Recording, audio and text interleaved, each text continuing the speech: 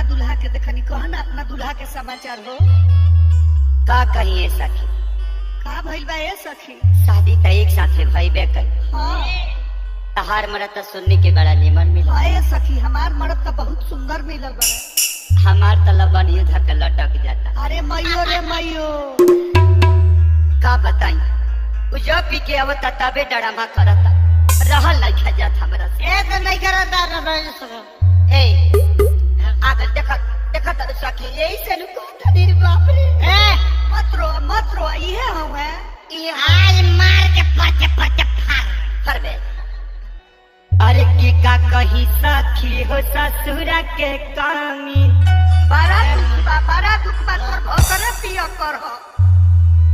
किसैया शराबी से पटरी न जाए गिरो जा दारू पी करावे ऐसन संगत धइले बा गाना के सुन का कही सखी हो ससुरा के कामी